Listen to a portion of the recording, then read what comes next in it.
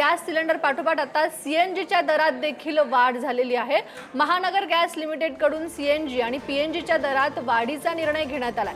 सीएनजीच्या किमतीत 1.5 रुपये प्रति किलो तर पीएनजीच्या दरात 1 रुपयाने वाढ झाली आहे। मुंबई, ठाणे आणि एमएमआर परिसरात सीएनजीचा नवा दर 79 रुपये 50 पैसे प्रति किलो आहे।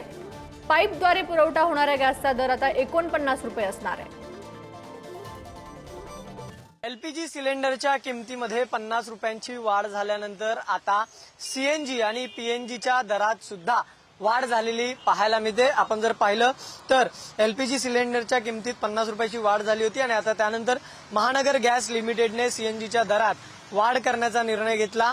1.5 रुपये प्रति किलो एवढी वाढ सीएनजीच्या दरात ही करण्यात आलेली आहे। मुंबई आणि आसपासच्या परिसरामध्ये पीएनजीच्या किमतीत 1 रुपये तर सीएनजीच्या दरात 1.50 रुपये वाढ करण्यात आलेली आहे। नवीन दर हे 8 एप्रिलच्या मध्यरात्रीपासून लागू करण्यात आलेले आहे आणि नव्या दरानुसार आज पीएनजी 49 रुपये आणि सीएनजी 79.50 प्रति किलो असणार आहे। त्यामुळे सर्वसामान्य नागरिकांच्या खिशावर हा भार पडलेला आपल्याला पाहायला मिळतोय। दर वाढलेल्या दरामुळे जे आहे ते एकंदरीत सर्वसामान्यांच्या खिशावर अतिरिक्त भार पडलेला आहे।